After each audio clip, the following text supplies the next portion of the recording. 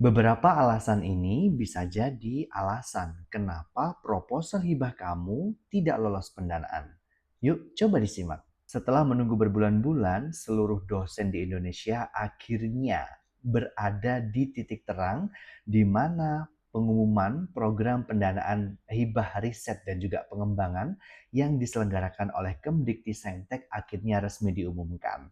Nah, di sini siapa nih yang sudah lolos pendanaan, baik itu penelitian, pengabdian masyarakat, ataupun program yang lainnya? Ya, hari ini saya ingin sharing dan juga belajar bersama dengan seluruh dosen di Indonesia, kenapa sih kok proposal kita tidak lolos? Padahal menurut kita proposal kita sudah sangat baik dan juga sudah sangat sempurna. Yuk, mari kita bahas bersama. Di program hibah tahun 2026 ini, saya mengajukan 3 judul dalam skema penelitian dosen pemula, di mana satu judul saya sebagai ketua dan 2 lainnya saya sebagai anggota.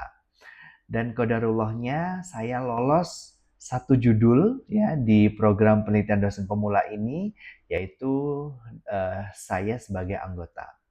Nah, kalau, boleh bercerita, jadi saya mengerjakan, proposal saya ini tentunya menyiapkan dengan sangat-sangat baik. Bahkan saya sudah mengikuti, workshop ya, bagaimana cara untuk, agar lolos terkait dengan, hibah penelitian maupun pengabdian masyarakat ini. Namun, di balik itu semua, ternyata mungkin nih ada beberapa kesalahan yang mungkin saya lakukan sehingga 2 judul saya yang lain itu tidak lolos.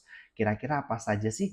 Ini yang saya rangkum, menurut saya yang membuat proposal saya tidak lolos. Nah, jadi sebenarnya ada 2 kemungkinan. Yang pertama adalah kesalahan di administrasi atau yang kedua, kesalahan di substansi. Yuk kita bahas yang pertama dulu, yaitu kesalahan administrasi yang biasanya seringkali menyebabkan kita sebagai dosen ini lalai dan juga bisa mengakibatkan ketidaklolosan proposal kita. Yang pertama nih biasanya adanya sitasi yang muncul di abstrak.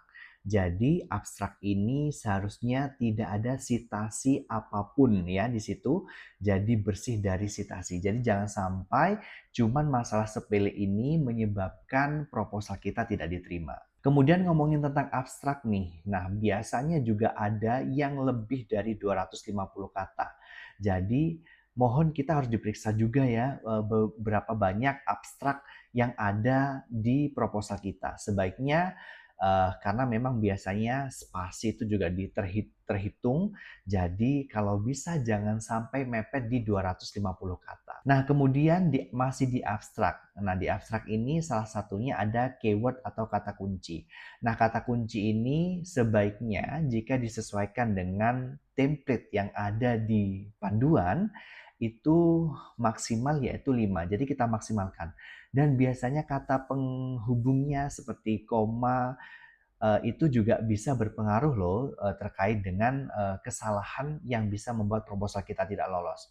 Jadi ketentuannya biasanya ada titik koma. Nah, ini yang harus disesuaikan dan juga harus diperhatikan nih. Lalu selain itu, template yang tidak sesuai. Nah, biasanya kalau kita mau mengikuti skema penelitian dosen pemula, maka ya kita harus, mendownload atau mengunduh template yang sesuai dengan untuk penelitian dosen pemula. Karena ada banyak sekali template dan kalau bisa jangan pernah mengikuti template-template yang tahun sebelumnya atau template dari orang lain. Karena kita tidak tahu ya, dosen yang lain, rekan kerja kita, ini mengikuti skema apa. Jadi, pastikan template-nya kita download sendiri dan kita pastikan benar sesuai dengan apa yang akan kita ikuti. Lalu juga biasanya terkait dengan referensi nih. Nah, referensi ini kalau bisa ya penomorannya, terus style dari referensi yang memang ditentukan itu harus disesuaikan.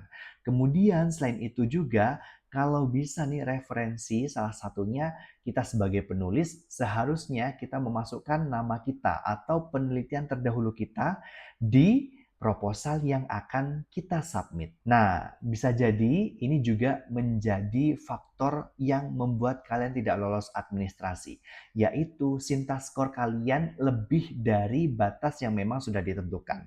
Jadi untuk penelitian dosen pemula ini biasanya ada batas Sinta skornya. Apabila salah satu dari anggota kalian mungkin Sinta skornya melebihi batas yang sudah ditentukan, ini bisa jadi salah satu penyebab kenapa proposal kalian tidak lolos pendanaan. Kemudian yang membuat tidak lolos administrasi salah satunya adalah RAB. Mungkin RAB yang tidak realistis atau tidak sesuai dengan SBK ataupun SBM di sini juga bisa mempengaruhi kenapa proposal kita kok tidak diterima ya. Nah, mungkin itu untuk di sisi yang administrasi. Mungkin ada yang mau ditambahkan lagi nggak Bapak Ibu dosen? Nah, untuk kesalahan yang kedua yaitu kesalahan substansi, di mana kesalahan substansi ini merupakan isi dari awal hingga akhir proposal.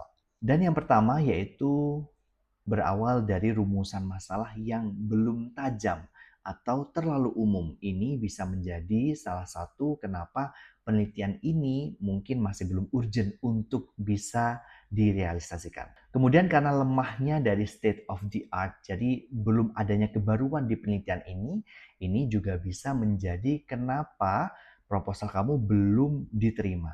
Selain itu, novelty juga sangat dibutuhkan. Jadi kalau misalkan memang penelitian yang akan kamu ajukan ini sudah banyak banget diteliti sebelumnya, maka ya bisa jadi ini alasan kenapa sih kok ini harus diteliti lagi? Kan sebelumnya sudah ada banyak sekali. Kebaruannya apa nih kira-kira? Selain itu, roadmap juga harus jelas. Jadi roadmap ini harus disangkutkan juga dengan penelitian sebelumnya dan juga penelitian yang akan datang. Jadi ketika nantinya penelitianmu ini didanai, maka penelitian ini ada kesinambungannya dengan penelitianmu yang sebelumnya hingga penelitianmu di masa depan. Kemudian ketidaksinkronnya dari metode dengan tujuan, dengan waktu, dan juga dengan luaran, ini juga bisa menjadi penyebab salah satunya. Nah, kemudian pembagian tim yang tidak jelas sesuai dengan tugasnya, ini juga bisa menjadi salah satu faktor penyebab. Jadi, tugas masing-masing tim mulai dari ketua, anggota 1, anggota 2, ini harus rinci dan harus detail. Bagaimana tugas masing-masing ini untuk memastikan supaya penelitian ini nanti bisa berjalan dengan lancar. Lalu kepakaran yang mungkin tidak sesuai dengan topik ini juga bisa menjadi kelemahan ya. Jadi kalau misalkan memang kalian mau mengajukan sebuah proposal, sebisa mungkin ini sudah sesuai dengan kepakaran kalian ataupun ini memang sudah sesuai dengan roadmap penelitian-penelitian kalian yang sebelumnya. Sehingga apabila memang penelitian ini sudah sesuai dengan kepakaran, maka penelitian ini bisa dilanjutkan. Nah, seperti di komentar yang sudah diberikan oleh reviewer di proposal saya, bahwasanya memang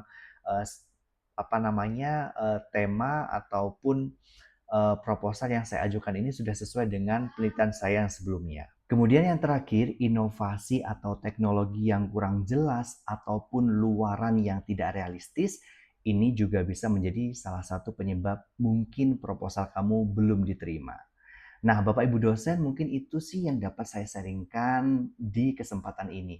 Mungkin dari Bapak Ibu dosen punya nih apa sih tips dan trik bagaimana supaya proposal kita bisa lolos, atau mungkin punya pengalaman yang sama, bagaimana mungkin kalian bisa cerita di bawah di kolom komentar. Terima kasih banyak buat yang sudah nonton video ini. Semoga di pendanaan hibah tahun depan kita semua bisa lolos, dan tentunya kita juga berdoa semoga kuota dan juga anggaran untuk riset dosen ini bisa ditambah sehingga seluruh dosen di Indonesia bisa kebagian dan bisa sama-sama memajukan riset nasional. Terima kasih, jangan lupa klik subscribe, like, dan juga komen ya.